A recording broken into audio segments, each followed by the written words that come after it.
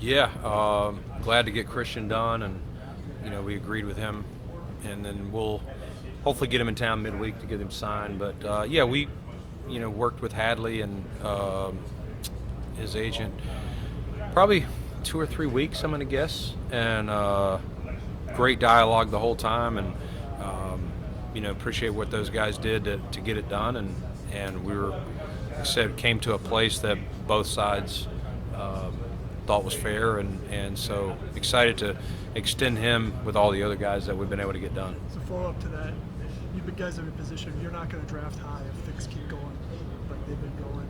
Did that create an urgency to, hey, these guys are easier to extend than maybe risking them hitting the market a year from now? Yeah, I mean, I think anytime you have to, obviously, you're always cap planning and managing and strategizing who you got to move on from, knowing what's coming down the road, guys that you like, that you want to extend. And so I think it's very well known that there were a decent number of guys, and we've been able to get most of them done, that hey, if you don't extend them now, it doesn't mean they can't get done, but every day closer to free agency makes it maybe a little more appealing, or it may up your price.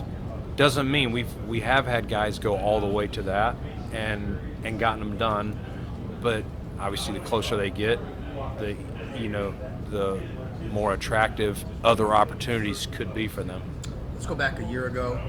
You had to make a lot of changes to some of the guys on the roster. And then you fast forward to this year and all the extensions. Can you take us through the planning process of a year ahead maybe, and how all this came together, combining the two things? Yeah, I mean, listen, my job and our front office job is to try and plan and win today, but an eye on tomorrow. And what does tomorrow mean? The next year, in this case, it's 2025. What is 2026, 27, 28? Some of these guys we extend all the way to 29, but and Josh, as we know now, is through 30.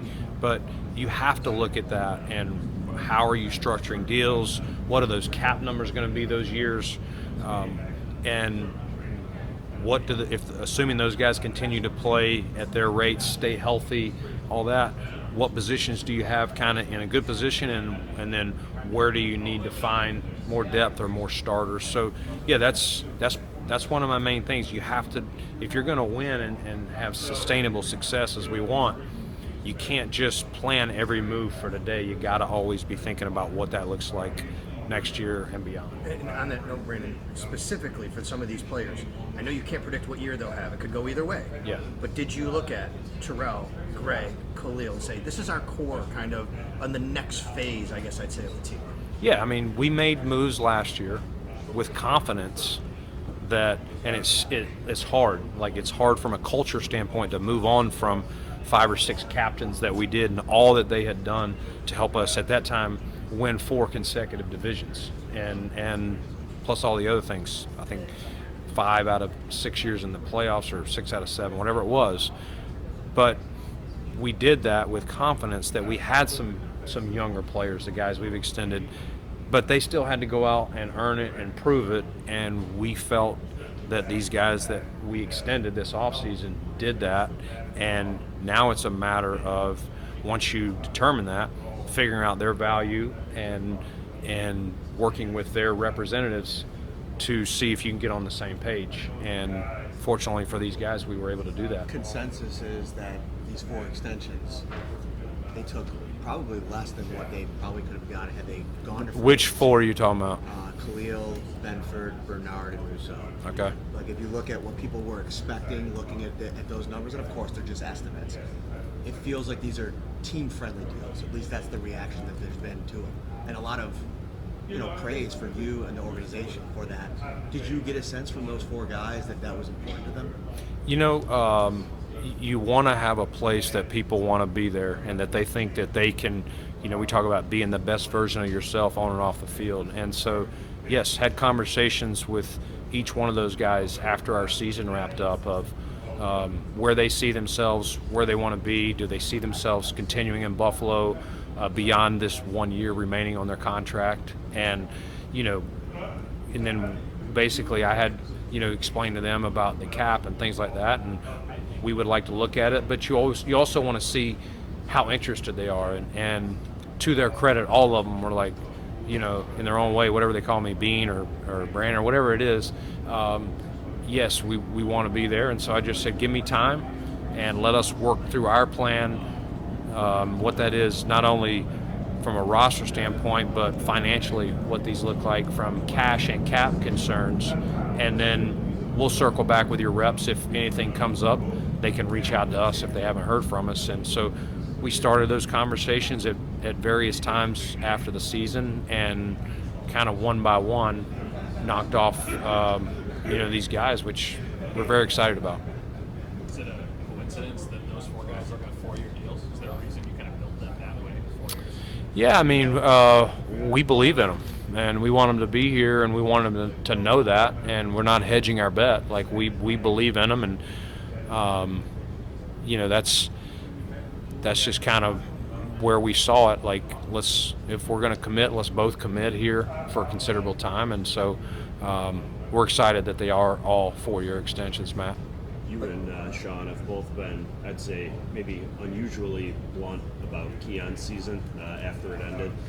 I know this is the time of year where maybe there isn't a ton of contact with the players, but if you've had some interactions with him since the season ended, and maybe since those comments have come out, how have you seen him respond to those? Yeah, I mean, and listen, Jay, we're even with those comments, it's more just it's two-sided. One, there were a lot of positive in our comments. Like, it was really just if an injury happens, being able to bounce back from that probably a little bit better was the number one thing. Keon did a lot of good things if you break it down, but we had honest conversations postseason, and I have not talked to him directly very much, but I got a close relationship with his agent, and we've talked, and he's been training out in Texas a bunch, and I've seen videos and things like that. He's communicated with some of our other staff when he's planning to be back, and so we have all the confidence, and I'm not just saying that, we have a lot of confidence that Keon gets it. And again, I want to remind people, this young man was 21 years old. Like, I didn't have it all together at 21, and so I want us all to remember, to be fair, some guys are coming out, they're 24, 25 now with the NIL. Like, this was a true 3 years out of high school young man, played basketball, played football. Playing receiver's hard. And so I'm not sitting here today concerned about where Keon Coleman's at, just to be clear. But he knows what's expected of him, and I have no doubt that he's training, and I'm excited not only for him, but a lot of these other guys that just got through with their rookie season to see what year 2 will look like for them. The way the college game is played, Brandon, how tough is it to evaluate a corner? A corner, I think you're trying to. You have to look at everything. What are they asked to do? What's the scheme? What's the system? Are they in press all day long? Are they playing off? And you're looking for those opportunities. What do they do best? What do they not? You're trying to evaluate their instincts. You're obviously going to talk to some of their coaches, some of their people that at those places. But I think every position, Ryan, has certain challenges that you have to do. You can't forget to grade the critical factors, the athletic traits that they're given. And if they have, just like Josh Allen wasn't a polished piece when he came out, but he had a lot of the DNA, the athletic traits, the want to, that if you take how he's wired, this player, any player, but in that case Josh, how he's wired, and you take the God-given talent he has, you feel like with good coaching and time on task that you can turn this player into something. So it's always, you have to be careful not to just judge them in a system that maybe doesn't accentuate all their talent, whether that's corner, linebacker, whatever it is. Is it, from where your guys' research is right now, is this a good draft for corners? I think there's guys out there. I mean, I don't know. I'd have to think back each year how it stacks up, year to year. But I do think there are guys, and our coaches have been zooming some players. One of the things that I still need to tie some loose ends up, we'll meet with our coaches real soon when we get back on Learn's kind of football foundation knowledge, and then our guys will teach them stuff either if they were at their pro day or private or over a Zoom.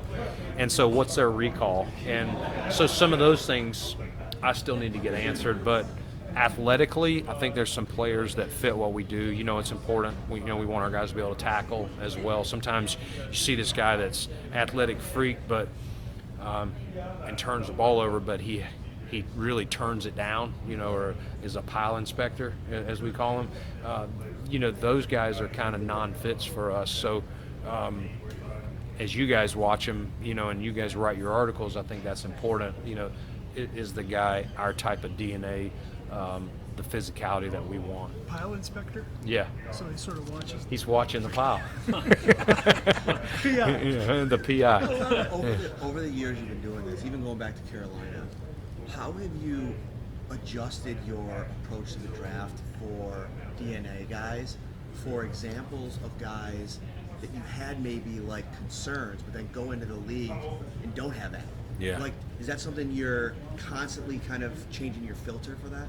Yeah, you are. And listen, these are people, they're not robots, Matt, so they're gonna some guys you're gonna kind of strike them down a little bit, and they get it together. They get in the right culture. They get with a teammate that's there that really was the perfect person for them to help grab them around the neck and say, hey, buddy, let's go. Like, we need you. And they're not going to let them get away with that stuff. And so sometimes that's like, do you think you have the right DNA to, whether it's a player in that position group, whether it's the position coach, just like players, coaches have different strengths and weaknesses of getting things out of guys. And so you're constantly trying to evolve. And there's been players out there, Matt, that we have said, that's not for us, and they've had success. I would say more times than not, there's been guys that were like, you kind of thought that might happen. They get drafted somewhere, high or even mid rounds, and you just weren't interested, and you can see them flame out. But there's been guys that we would have been all in on that went places and maybe went to the wrong place. Like, man, that guy went to a city that was not good for some of our concerns. And so you're constantly looking at it. You try and do your best. You're generally taking a lot of things and you're trying to build that puzzle, trying to build a very grainy picture into as clear of a person and a player as you can to put them on your board where you value them, and make the best decision you can. So the last guy that people would talk about is obviously James. We've talked to you before. I know that you don't negotiate through the media, but can you give an update at all on where everything stands with his situation contractually? Yeah, I mean, just like I said to Andy, I love Jimbo. Proud of his success, just like these other guys that we got extended. And I don't talk about negotiations. I would say, his reps and him put it out there that we did talk. So I'm not sharing anything new. It didn't lead to anything as far as, closing in on a deal. And so we moved on to the guys that, we were more on the same page with.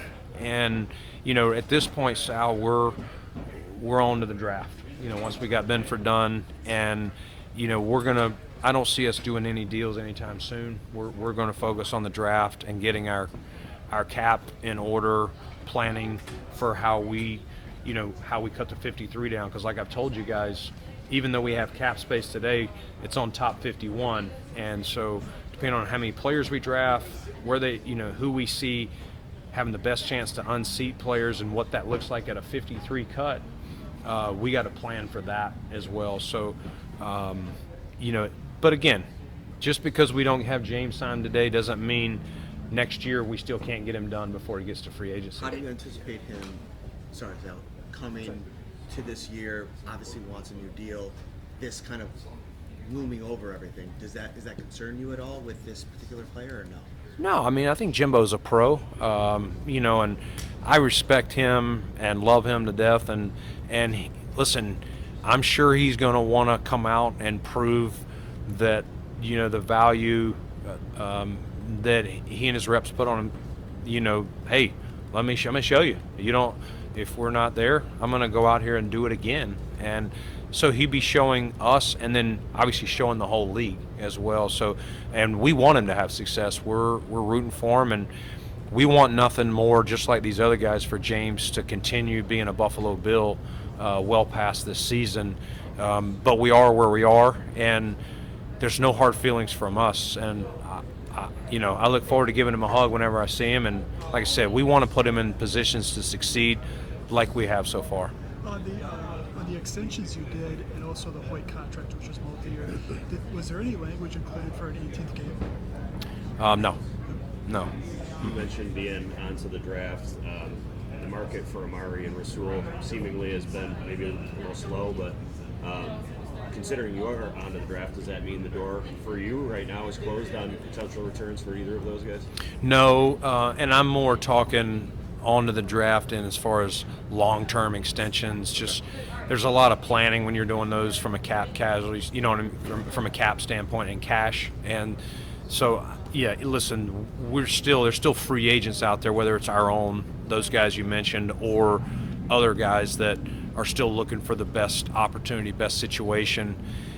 I think you're almost to the point with guys like that you're kind of down to guys that are close to the vet men, or guys like Amari, Rasul, and others that are like, you know what, I'm going to wait for the right opportunity teams. And I mean, I remember last year, like, you don't see it a lot, but like Stephon Gilmore signed in late August for I think like $8 or $9 million a year. So sometimes guys will wait post draft and say, you know what, that team, if you're Rasul, I'm just making it up, didn't get a corner, maybe they value me more now that it didn't fall their way, or Amari, receiver, you name the player on another team. So we're not opposed to signing someone, but where I was kind of leading is more long-term extensions. Defensive line, it's an unusual spot to be in with Hoyt and Ogunjobi. Yeah. So, I mean, how does that impact your draft planning, your remainder of free agency planning? Do you have to have, a plan B in place, knowing that these guys are going to be out for as long as they are? Well, I think I kind of plan anyway, like, hey, we're going to have injuries, especially up front. Like, these guys have to go through a camp. So, Jay, I'm looking at it like I already know two guys got beat up. And as I kind of alluded the day that that we talked about it at the end of free agency was, we lost a Matt Milano last year in training camp. And so I'm kind of looking at it like that was very unfortunate, but I had already planned for that with other moves we had. Like, you have to plan for these guys to go down. So whether they were facing or not, we know we need to be strong up front, and we're trying to have as many weapons, as we can. And, probably the best place at this point between now and the draft is the draft. Sometimes post-draft, though, guys, become a cap casualty again.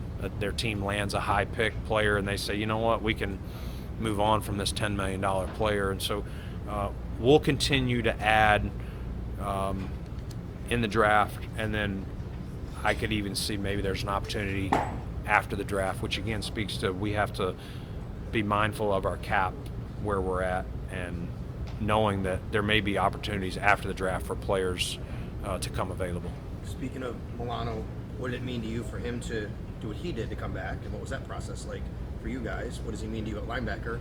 And I think there's a perception this automatically means that, in 2026 he moves on. Can you kind of walk us through what it means for his future as well? Yeah, love Matt. Feel terrible for him. Starting with that London game and then the freak deal in training camp this year. But Matt is everything you want in a Buffalo Bill. I know he's not a quote piece for you guys, but he just shows up, works hard, loves ball. You want to talk about eat, sleeps, breathes football? Matt Milano should be the picture for that. And these are never easy conversations, difficult to try and but you do understand that he has had the injuries, and so we tried to structure something that would help us a little bit now, give him an opportunity to earn some of it back, with staying healthy and showing everyone he's back. And we're going to support him, and hopefully, we have no doubt that he's going to bounce back. He was frustrated by the, man, this happened again, second year in a row. But he can still play. He's working hard, and it definitely does not mean that this is Matt Milano's last year in Buffalo by any means. We'll take it 1 year at a time. We'll play this out, and I know that's where he's at. But I hope he has a heck of a year, and I hope we're able to, sign him again and keep him here for the future. How does college programs are hiring GMs? How does that help you and your scouting staff during the evaluation, particularly if you have relationships with them?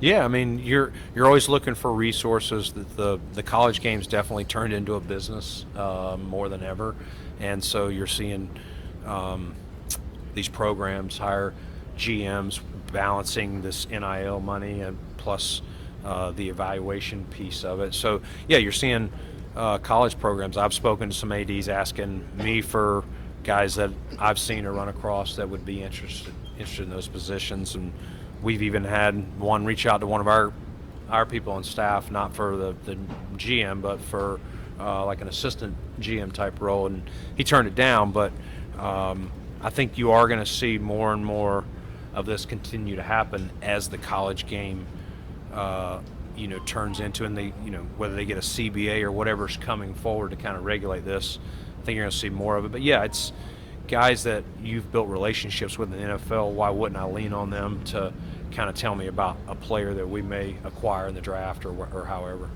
Brandon, is there a position that's the hardest to evaluate as a prospect? Besides quarterback, I'm assuming quarterback is kind of a thing of its own. But is there a position kind of universally thought of as like, yeah, these are the hardest ones to scout?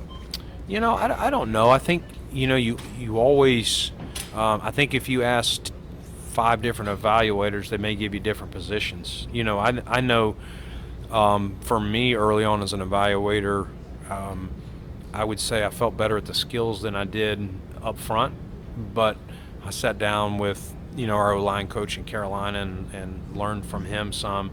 I thought Dave Gettleman was very good at, he called them the hog mollies. I don't know if you guys remember that term, but grading those guys. And he would always talk about those New York Giant fronts, and we would talk about some of their players and what they did well, whether it was rush from the inside, outside, 2-gap, 1-gap, all those things. And so it's something you're always trying to learn. But the game is changing and evolving, so you have to change your evaluation with how the players are playing and how it is. So I couldn't sit here, Matt, and say this is the hardest. I think there's constantly an evolution, and I would say again, I may be most comfortable, I'm making this up, grading running backs, but the next evaluator, Brian Gain, may say I'm more comfortable grading D tackles than I am offensive guards. So I know that's not like an exact answer, but that's probably the best answer. How confident or concerned are you about cornerback 2 right now? And a second part of that is, where do you think Jamarcus is in his development, and to be able to step in and compete for that role? Yeah, I mean, Jamarcus has played significant minutes for us, done good things. He's also shown the ability to go in and play nickel for us as well. So he's one of those chess pieces like a Cam Lewis that we've played him all over, plus special teams. Yeah, I mean, listen, we want to build as much depth, and you guys know this. You want to answer as many questions before the draft as you can to take the onus off of reaching for a need the best you can. And so we're monitoring that. We're monitoring other positions as well that we want to improve, and we'll have them lined up. And like I said, there's still time between now and the draft, whether it's a 1-year vet or something like that to placehold. I know we just brought Dane back on a 1 year, a lot of confidence in him, but that is one of the positions we'll continue to look at. And again, we traded Steph last year early April, and I know a lot of people freaked out. What are you going to do at receiver? But I told everyone then, and that's still we don't play meaningful games till September. So just let it play out. There's still a lot of time for us, and that is the number one thing, to make sure we have the right 53 on our roster to compete for a championship. Understanding what you said about Keon, but you brought it up kind of with Steph. Do you feel like you've got enough consistency and proven ability in your receiver room right now? You've got a lot of guys, and I know the everybody eats thing is something you guys have adopted as a team. Do you Yeah. feel like you need another one just to kind of fill it out? Like, is that still something that you think your team needs to address? Needs, I wouldn't say needs, but we'll look for competition, Matt. But, I mean, I would say our offense did pretty good last year. You know, I think when you look across the board, I don't have all the metrics of, you know, offensive points, scoring, all that stuff, but I think what Joe Brady and Josh and our offensive team did was pretty good. And, you know, we like the addition of Josh Palmer to our group and feel like he's a guy that really fits what we like to do, kind of another positionless wide receiver. So, no, but I mean, listen, there's still time to add more players, but am I sitting here going, man, we've got a hole there? No. When you take the Kyer Christian draft and what happened at that position, taking two players that ended up competing really hard, and on the other side of that, you have Christian, who is a big piece of your core. Is that something you could do? Like, for an example, defensive tackle is such a deep position in this draft. When it's like that, do you kind of go back to that philosophy? Even if it wasn't a philosophy, did you learn from that as something to kind of use moving forward in future drafts? I think you know, you're ultimately just trying to get the best football players you can. Like, instead of just, I think it's dangerous to go in and say, I'm going to select two corners, like if that's what we said, which we didn't. We truly looked at our board and took Christian, and that obviously turned out very well for us. They don't all. You put it all together. But I think, you know, this is a deeper draft at defensive tackle. And so that tends to say, as you go down your board in rounds, there may be more options there than a position where it's thinner. So the odds go up that you may draft a couple. But I wouldn't want to say, Matt, like, hey, no matter what, we're drafting two D tackles or two corners, whatever it is. I promise you, we are just trying to position the board the best we can, and let's get as many good football players. They're all going to play. We deal with the injuries. We talked about some of these guys coming off injuries. Like, the best players we have, they're going to play, and we need to, especially if we look at a guy, whatever round, and say he can make our 53, that's going to help us. You have a pretty big gap from 62 down to 107 maybe, yeah. Is that a priority based on the depth of some of these positions to maybe slide up a little bit and get a third rounder? Not a priority. I think I'm going to, you know, we'll get the board set, and I'm definitely not there today to say, hey, it's definitely going to be deep in the third round. But if we feel it's going to be deep in the third, and I'm concerned about what's going to be there in the fourth, now you may talk about moving up. Or if we're sitting mid-2, and we're going, man, we got a lot of guys we still like here.